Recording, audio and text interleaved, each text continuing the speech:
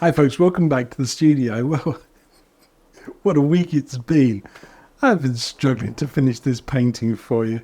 I tried my very best. There's a couple of little stages that I just can't get finished because the painting's not dry enough. And if I try and show you a couple of little techniques that I want, I'm just going to end up in a real mess with it. So I almost wrote this week off. I thought, you know what, I'll take a break. But then I think, well, it's a shame not to give you guys something to look at.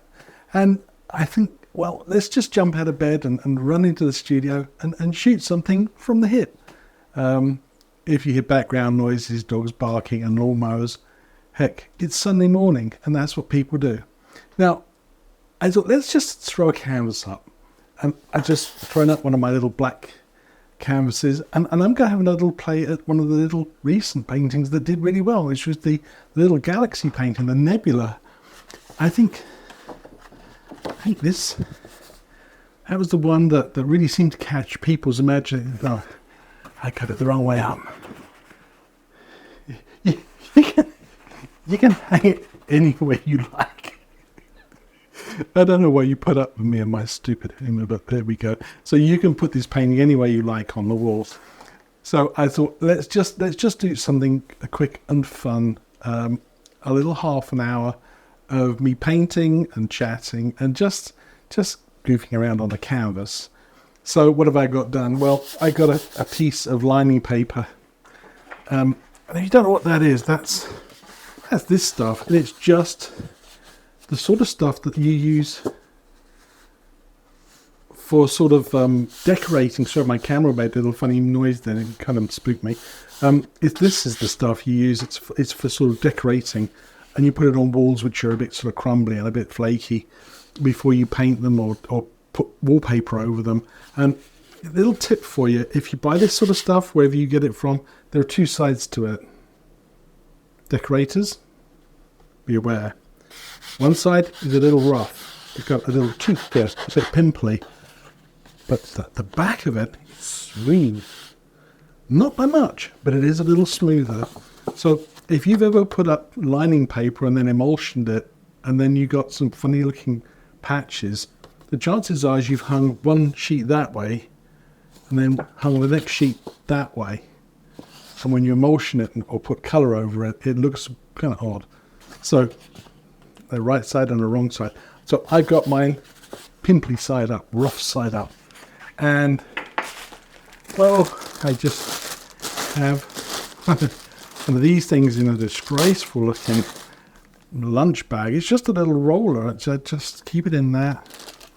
It just lives in there, and I just literally twirl it around and squeeze all the air out of it, and that will sit for weeks and weeks until I want it again. And eventually the rollers, they do just disintegrate, and I just toss them out and just put a fresh one on. But this roller lasts probably 3-6 months for me.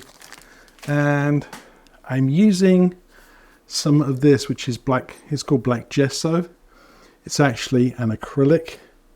There isn't much to choose between acrylics and gessos these days. They are usually a synthetic based paint, whereas in the old days they used to be water, clay, all ground together to make like a slurry, and that was painted on to seal the surface. But that was the old days. These days we use synthetics. So my canvas has been painted quickly this morning. I did that before the lawnmowers got out and left to dry completely. So I'm going to just quickly prep this with a few little bits of oil colour, and then I'll flip the camera on again and we'll have a bit more painting fun. Okay, after a little bit of jiggling around, and I had the canvas this way out for a while, and I couldn't get enough of it in the shot, so I flipped the canvas landscape, which is lengthways, and I've put onto here. I was going to put on some liquid clear, Bob Ross liquid clear, but when I picked up my pot, it had all dried out. So I just used good old-fashioned linseed oil. If you've got linseed oil, you're good to go. And I put some colours on here. I've put a little bit of alizarin crimson, some phthalo blue, phthalo green. I kind of dusted it around and scrubbed it in really well. And if you ever want to test your canvas, as you've seen me do many times before, just touch your finger to the canvas. You want to see a good strong colour. If it comes back a little bit weak, then you're going to end up with a very sort of grey painting. You're not going to have that lovely sort of vibrant colors that you're looking for. And talking of vibrant colors, my eyes fell on this beauty. And this is obviously Cassiopeia, the mother of Andromeda. But you guys all knew that, didn't you? And this is a star system. It's in the northern hemisphere. Just sort of head north 2 or 3 light years. Second on the left, down on the right hand side. You can't miss it. It's a pretty little thing. And I'm using this for inspiration. It's like a skull, doesn't it? I'm going to use this for inspiration. So I just kind of sort of put some colours around that kind of loosely match what I've got going on up here. And I'll put that to one side so I can keep an eye on it. So it's a good peek at my palette. Titanium white, some Prussian blue, phthalo blue, alizarin crimson, some red maybe, some phthalo green, possibly a little turquoise, a couple of yellows, cad yellow, Indian yellow, that's opaque, transparent-ish sort of yellow colour, lovely rich warm colour, one of my favourites, this one. So let's get started with this. What should we do? How should we start this? So that's the question. This is kind of knowing where to start is half the problem. It's okay following me, but if you just sat there with this in front of you, scratching your head and wondering what to do, and that's a challenge, isn't it? So let's think for a moment. What can we do? What can we do? Well, we need a brush. That's always a good start. And I got a couple of different brushes here. I got a little synthetic brush, which is really beautiful for doing little wispy touches, and a little flat brush here.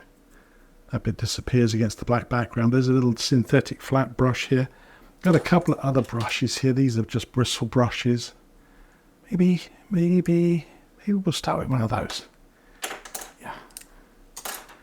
Now, we might have the cats jumping up occasionally.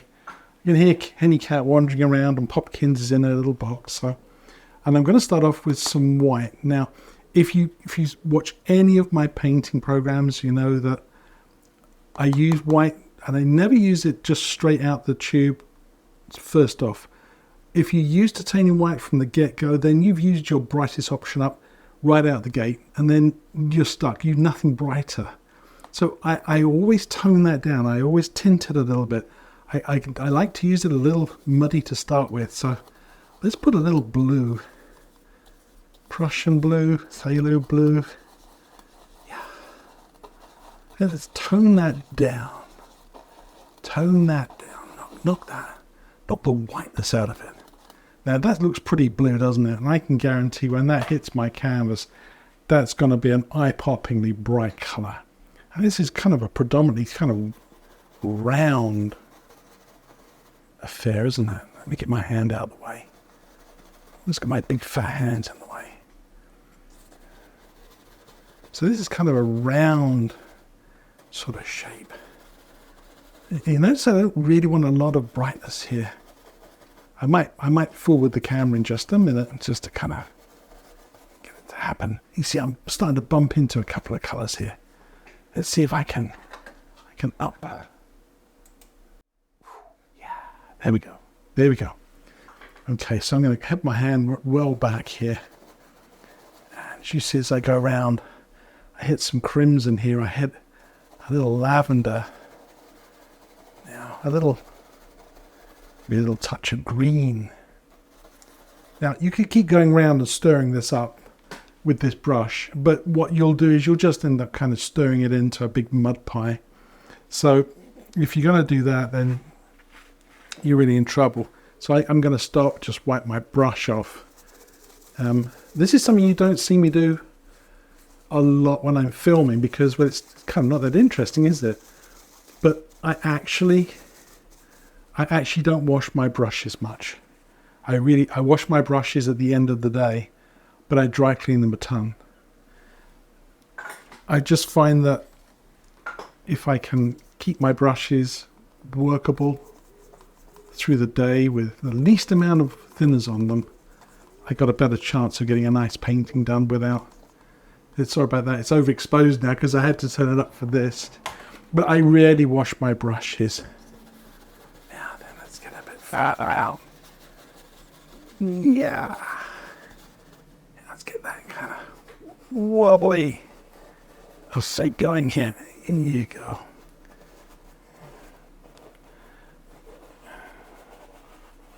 again, another little thing I mention sometimes is in the comments more often is that I was very lucky to have some amazing teachers, amazing people that shared their love and knowledge of art with me. And one of those people came from Little Rock, Arkansas, and he was a man of few words. But what he said when he spoke was volumes. And what he used to say is, paint it like you don't care.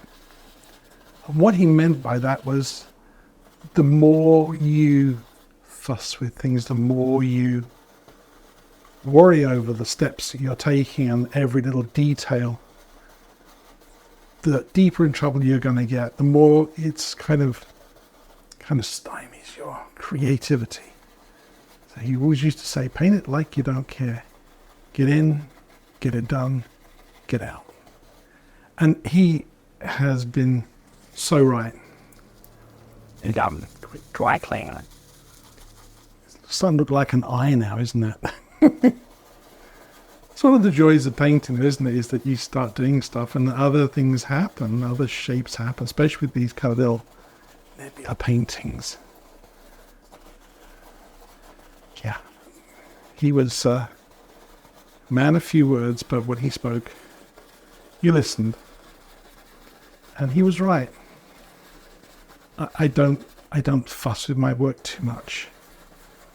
And it's very tempting, isn't it? Just to keep playing and fiddling and piddling and moving things around and undoing stuff. And sometimes we do something crazy and you think, no, I quickly changed that. But the reality is that in that moment, in that split second, you just created something amazing which you're never going to do again. So don't fool with it. Now I've created this sort of an eye pattern shape in here, and it's nothing like the original photograph, but I don't care. I'm going to do some more stuff in here. Maybe. Yeah, let's reach across and grab one of those little flat brushes here.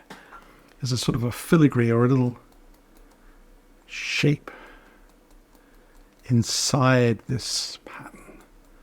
Get a little bit of colour on there. But that's too bright. That's too bright. Yeah, you see in here, it's kind of tracery of colours in here. And that's way too bright. It's eye-popping. Let's tone that down. Let's knock that down. Let's get that a little dry. Now that's a little nicer, isn't it? And again, just kind of let the brush kind of run and jump and bump and do its thing. Don't try to control things. That's that. If you find you have what I call a dominant hand, which you kind of too strong, then try painting with your other hand. Paint left-handed.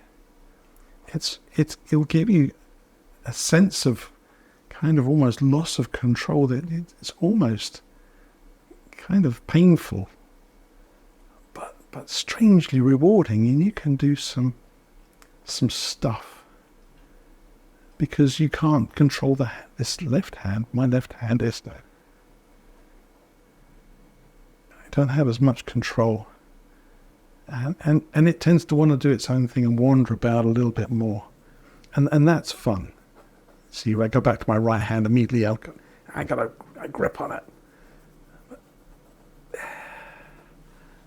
Twiddle that in. Now, my little nylon brush here. And I'm just going to literally blend this a little. This brush is super soft.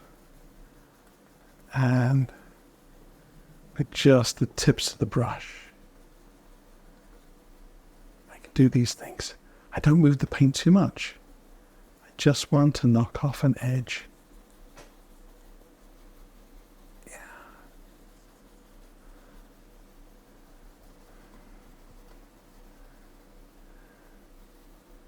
And again, just keep that dry cleaned.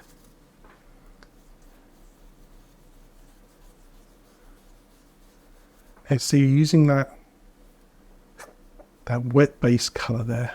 So you can move the paint a lot. And that's fun. And it's dangerous. Okay. Let me have a little dry clean of my brushes and we'll have a little bit more of a play. I think I need to get some yellows into this, a golden color. That's my next step.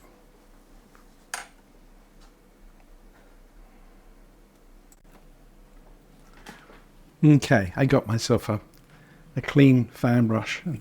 Some of my fan brushes are getting a little raggedy. You might look at the ends of these and you see these little broken ends on them, but they're okay for this sort of work. But if you wanted something really tight, this brush is pretty much at the end of its useful working life. But I'm going to pick up a little white, put that over here. Yep, there we go. I'm sorry about the overexposure, but it's the only way you're going to see what I'm doing. Indian yellow. Little cad yellow. Look at him trying to get in there. He's trying to come and spoil the party. There you go. I'm going to watch these colours. And again, I'm not going to put too much of this on my brush. Enough, but not too much. And that's kind of hard to translate via video. When is enough and when's not enough, and how much do you have on your brush, and can I see the brush up close? And you can't really tell. It comes from sort of practice, kind of a gut feeling as to when you're just about to overdo it. So I've got enough on here to make my brush almost stick together. It's a little chunky and a little frayed apart. If I don't have enough color on here when I start this, all these colors already on here are going to zap this color. Okay, they're going to just blow it out the water. So you need to get enough on your brush so that you can actually make an impression. You can do a little bit with it and then leave it alone. It's going to be fine. If you go in with too little and too kind of delicate with the yellows, you tend to just get swamped. So as soon as I say that, first thing I want to do is add more paint to my brush. Okay, let's have some fun here. Let's go. And I'm aiming for sort of more the crimson-y kind of colours. If I get blue and I get a green tone, that's absolutely fine. But I'm going to try and aim for some of those more sort of crimson areas of my painting. And again, you kind of get that brush in there and let it kind of wobble around and do its own thing a little bit. Yeah. Does it matter if I go off the edge, do you think? What do you think? I don't think it matters at all. Not at all.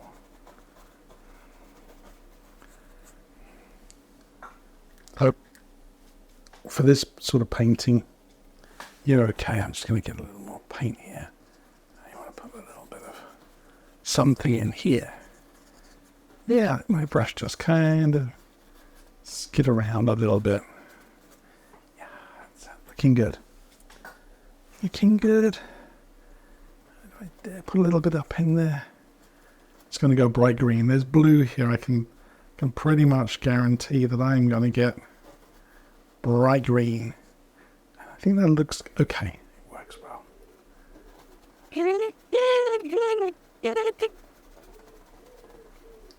So say this is just a little filler painting I'm putting in because my main painting this week has been a bit of a challenge. It's been a fight that I don't want to lose. So this is a kind of a filler painting that I'm just putting in just to have some fun, just to fooling around on canvas. But the challenge is, when do you stop? When you leave your painting alone? Well, I've probably been painting now for 25 minutes? I don't know, length of the video. And as you see, I'm creating some amazing little patterns and shapes in the sky here.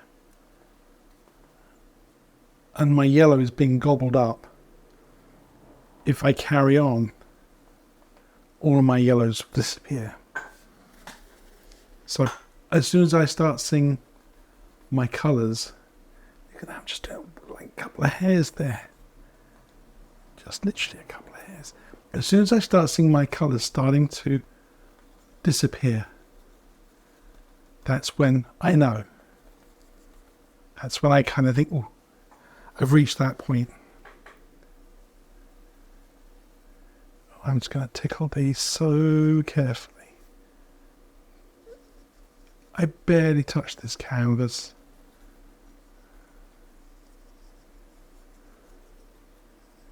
I'll hold my breath.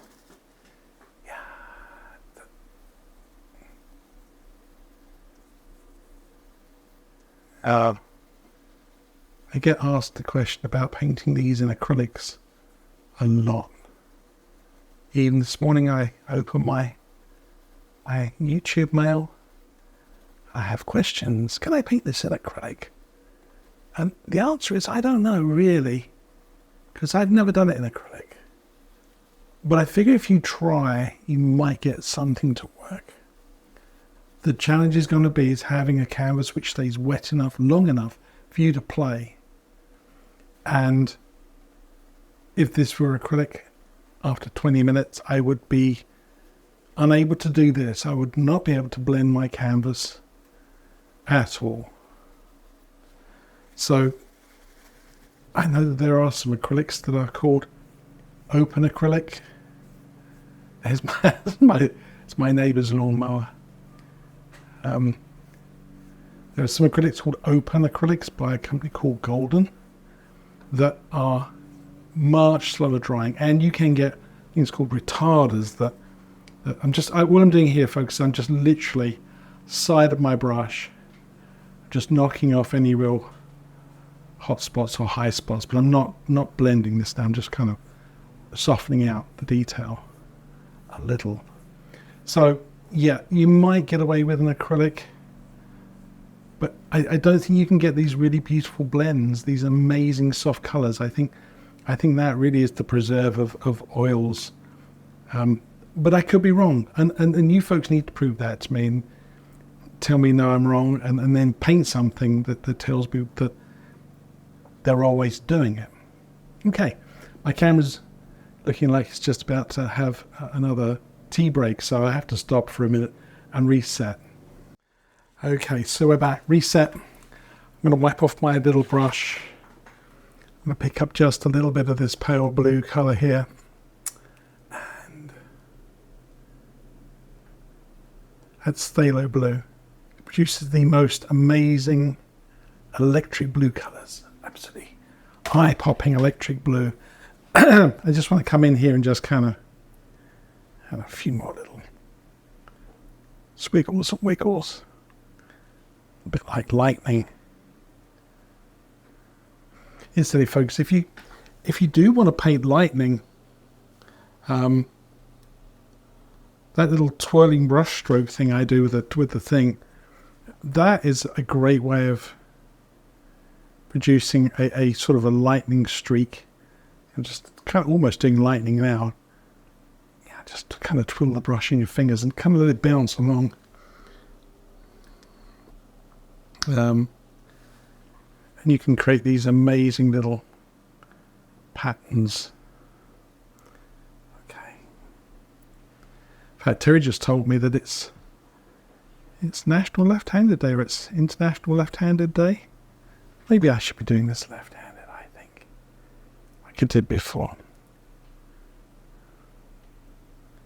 There we go. My little contribution to left-handed people. I think we forget sometimes that when you paint left-handed, it's a very different experience.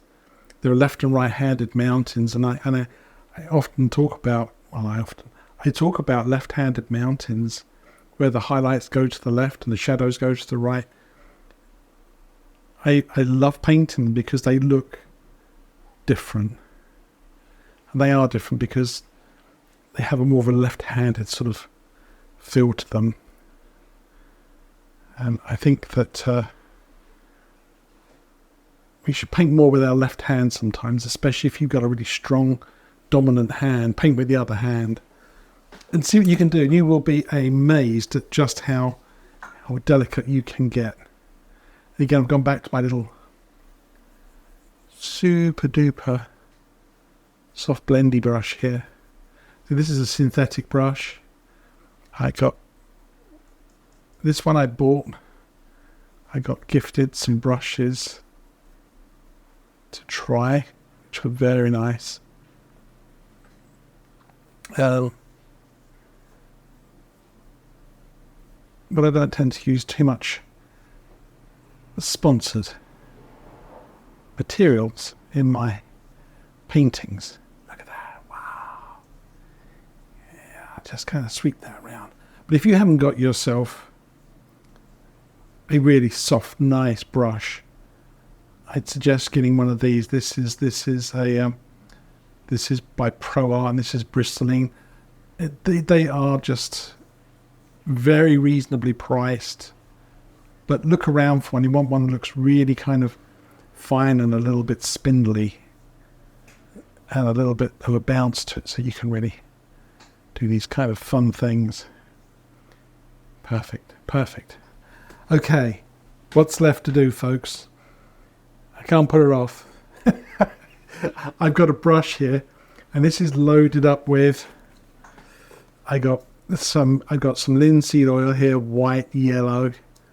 Basically this is my spatter pattern. You can see how, I don't know if you can see that on the palette there, but it's pretty juicy. Pretty juicy. I'm putting a good amount on there, and I've got a palette knife. You can see me in that, and it's going to be the little flicking action here. Now, there really isn't any particular technique to this. Don't get too close is one thing. If you get too close, you're going to make a real spat. So try and get a little further back. If you have the opportunity, maybe even have the canvas laying down so that you can spatter from a real good distance away. Just kind of let it fall onto the canvas. But not too handy for painting, so let's try a couple of little exploratory flicks. Ooh. Yeah. So you have to get kind of far back.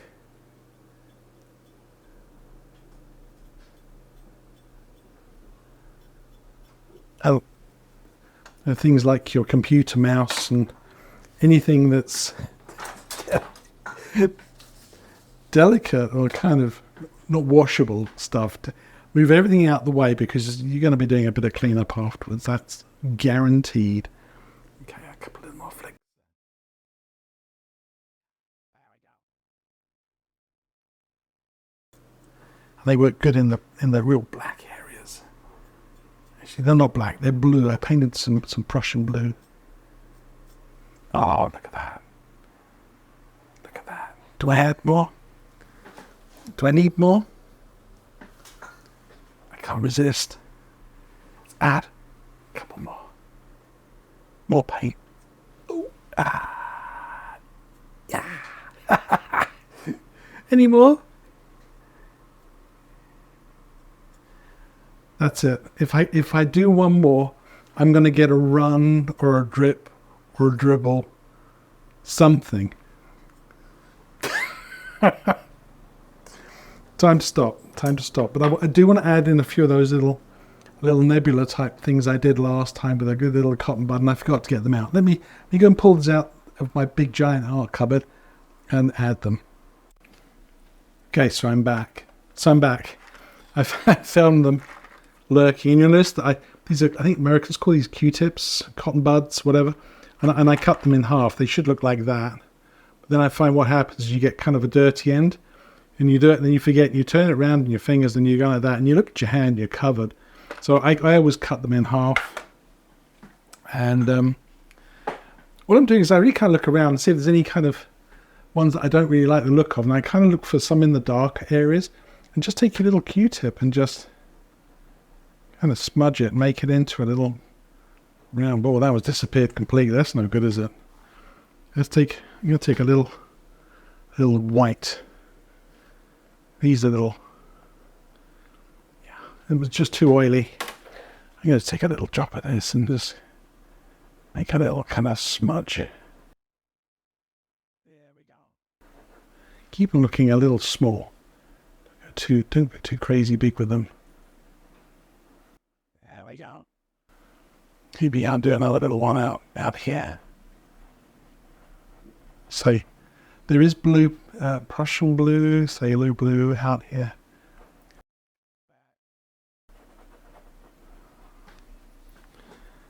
Okay. That looks like a moon, doesn't it? Wow. Maybe I'll leave that as the moon. There we go. Look at that. A planet. Wow.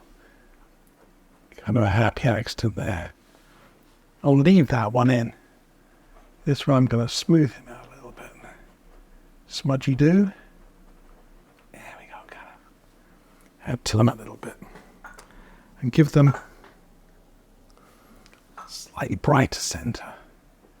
So just hook my fingers around the edge of the canvas there and give it a little one of those. A little one of those. Yeah. Hope you're enjoying this little fun paint along Sunday with me. Just to enjoy a little bit of art on a Sunday morning. And I think I just checked the video. I think so far I've probably spent about 20-25 minutes on this. Not including kind of setting up.